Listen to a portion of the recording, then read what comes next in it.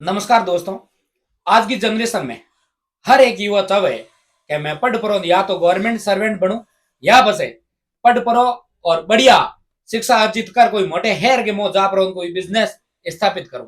लेकिन आज मारे हाथ है जकी शख्सियत जुड़ी है पण शख्सियत शुरू ही एक टारगेट रखियो कि मैं पढ़ पढ़ो गवर्नमेंट सर्वेंट नहीं बल्कि एक बिजनेसमैन बनूं और भी बिजनेस की शुरुआत मारे गांव ही करूं ताकि मारे गांव रा जगह लोग है रोजगार भी मिले और जो मारे बिजनेस को बेनिफिट है वो मारे गांव वालों ने ही मिले। तो बी वास्ते आप एक किसानों के लिए एक कंपनी बनाई बी कंपनी रो काम हो कि अटे इस क्षेत्र के मो जीरो या करे तो वो जीरो खरीदनो और जीरो भी बढ़िया रेट में खरीदनो ताकि बिंगो बेनिफिट आपने भी मिले आप रे साथ साथ बे जगह किसान रात दिन मेहनत करे पंगो मिले क्योंकि आप खुद एक किसान परिवार बिलोंग करनिया है। इन वास्ते किसान की पीड़ा समझी और गांव ढाणी के मो रहने वाले लोगों की पीड़ा समझी भी वास्ते एक कंपनी को आप निर्माण किया भी कंपनी को नाम रखियो जीका का प्राइवेट लिमिटेड। और अब आप एक मन में यूं होती कि अब देखो हर जगह ट्यूबवेल में आप देखो यहाँ पानी की लिमिटेड होया करे कटी कटी पानी मतलब एकदम बंद हो जाया करे भी वास्ते आप देखो भाई आज 10-15 साल बाद में यदि पानी नहीं हो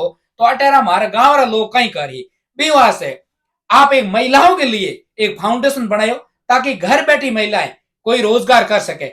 अब और देखो गांव ढाणी के मो और देख लियो ने महिलाओं ने ओनली फॉर अगर रोजगार महिलाओं के लिए है तो नरेगा है, नरेगा अलावा महिलाओं के लिए कोई रोजगार नहीं है। तो आज मेरे बड़े भाई साहब जी खरताराम जी हूँ अब बात करो और पूछो कि आईडी थिंकिंग कटो लाया आप और आपने यो कहीं लागो कि भाई मैं मारो बिजनेस है मैं गांव ढोनी में करूं। और दूसरी बात कि महिलाओं के बारे में किक्र हो चाहिए तो आप आओ आप सब लोगों अनुमति लेता था भाई साहब बात करो। और हाँ एक बार मेरे आप सब लोगों ने जितना भी साथी वीडियो देखे बोने गुजारिश है बोने निवेदन है थे वीडियो ने पूरा देख थोड़े हाथे हाथे शेयर जरूर करियो ताकि थोड़े हाथे और भी कई जगह साथी मित्र वे भी देख सके। और जो मोटिव वीडियो है कोई भी ऐसा लोग जगह आज गांव ढाणी निकल परान पढ़ परान हेरोम जान बिजनेस करे तो बने भी थोड़ी घनी कहीं ऐड लागे कि मने भी पास मुड़ पर गांव ढाणी की तरफ देखना। भाई साहब पहला हमारे ऑडियंस ने राम राम कर दो। राम राम सर। तो भाई साहब थे शुरुआत में थोड़ी जगह पढ़ाई है बकटा जोड़ी है। मेरी शुरुआत से पढ़ाई BSc agriculture Jobner university Jaipur से हुई है। हाँ। उसके बाद मैंने एग्रीकल्चर में हॉर्टिकल्चर से ही एमएससी की, मास्टर मेरा हॉर्टिकल्चर से हुआ। उसके बाद मैंने बिजनेस इंस्टीट्यूट से बिजनेस किया, बिजनेस की पढ़ाई की और पढ़ाई करने के बाद मैंने स्टार्टअप इंडिया से छोटा सा ग्रांट लिया 5 लाख का। ग्रांट लेने के बाद मैंने बिजनेस लाइन में एंट्री की और फार्मर के साथ स्टार्टिंग से मैं किसान फैमिली से बिलोंग करता हूँ। तो वहाँ पे मुझे लगा कि कहीं न कहीं बाड़मेर डिस्ट्रिक्ट में किसान लोग खेती करते हैं लेकिन उनको जीरे का उचित भाव नहीं मिलता। तो मैंने देखा कि क्यों ना फार्मर के लिए एक नया मार्केट क्रिएट करें जिसको हम इंटीग्रेटेड पेस्ट मैनेजमेंट आईपीएम बोलते हैं। तो कम से कम पेस्टिसाइड यूज करके फार्मर को जीरे का उचित रेट कैसे मिले उसका अलग से मार्केट बताया और फार्मर को ऊंझा मंडी से ज्यादा रेट में यहाँ से जीरा खरीद के फार्मर की इनकम को एक्स्ट्रा बढ़ाया। उसके बाद इस बिजनेस को आगे से आगे अभी बढ़ते ही जा रहा है। 3 साल हो गए मुझे इस बिजनेस में। अभी हम लोगों ने अगला 17 तारीख को हमारा एक एफपीओ का उद्घाटन है जिसमें फार्मर प्रोड्यूस कंपनी बना रहे हैं। उसमें 500 से ज्यादा महिलाएं मिलके एक कंपनी स्टार्ट की है। उसमें सभी गांव की महिलाएं जो ज्यादा पढ़ी लिखी हो, अनपढ़ भी है, पढ़ी लिखी भी है, उन सबको रोजगार कैसे मिले ये मेरा मुख्य उद्देश्य है। क्योंकि अभी गांव में और आसपास एरिया में पानी ठीक है, मतलब धीरे धीरे कम होता जा रहा है। तो हम लोग देख रहे हैं कि आने वाला 10 साल बाद हमारे गांव में पानी की स्थिति क्या होगी। तो उस स्थिति को देखते हुए मैंने एक छोटा सा एफपीओ स्टार्ट किया है जिससे जैसे ही अब धीरे धीरे पानी खत्म हो जाएगा उसके बाद हम लोग करेंगे क्या। तो उसके लिए हमने इस काम को आगे बढ़ाते हुए उनको रोजगार देने के लिए नई एक प्लानिंग की है। उसमें सभी महिलाएं उनको नए नए रोजगार सृजन करें। 500 से ज्यादा महिलाएं जो जुड़ी है हमारे साथ उनको कैसे हम काम दे सके।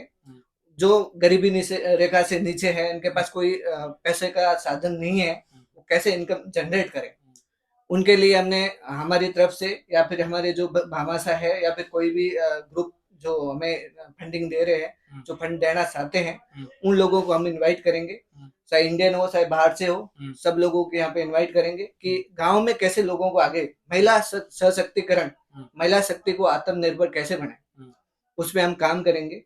15-15, 20-20 महिलाओं का अलग अलग ग्रुप बनाएंगे, उनका अलग अलग बिजनेस लाइन में अलग अलग उनको बिजनेस देंगे जो उनका इंटरेस्ट है।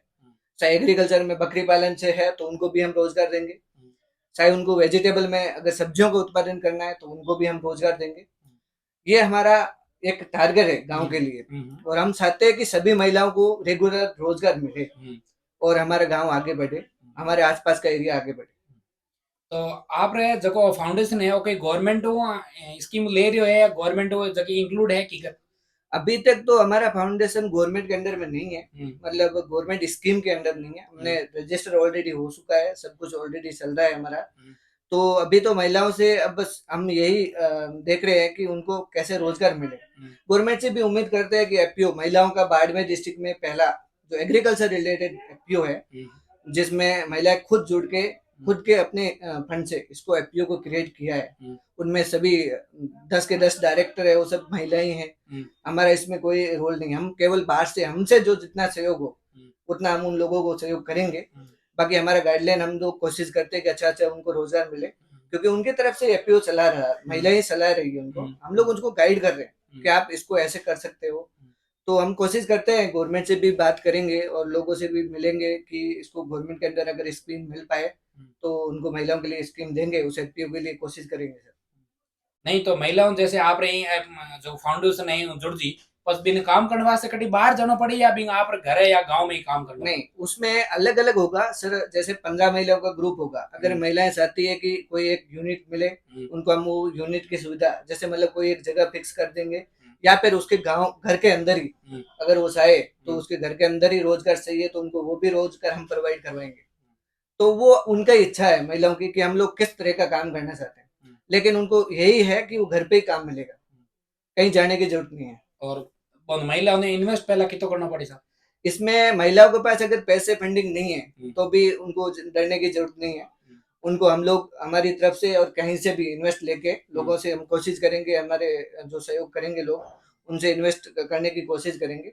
15-20 हजार 30 हजार जितने भी बढ़ेंगे हम लोगों से, तो हम उनको रोजगार देने की कोशिश करेंगे। तो साथियों अब देखो एक महिला जैसे अब गांव ढाणी के मुंह अगर रोजगार करनी चाहे वो आप धंधो पानी करनी चाहे तो अभी ने इतना पहला अगर नरेगा में काम करती तो अभी ने घर जानो पड़तो, लेकिन भाई साहब एक एडो फाउंडेशन बनाया भी फाउंडेशन के तहत महिला आपके घर और घर बैठे ही धंधो कर सके। अब जैसे आप बताइयो कि बकरी पालन है और सब्जी को काम है और भी कई एडी स्कीम्स है। स्कीम पूरा पतो करने वास्ते मैं कंपनी का कॉन्टेक्ट नंबर भी देते हूँ और मेल आईडी वगैरह भी देते हूँ। अगर कोई पढ़ी लिखी महिला है तो वह मेल आईडी के माध्यम अगर जानकारी लेना चाहे वह भी ले सके और अगर फोन जरिए लेना चाहे तो भी ले सके।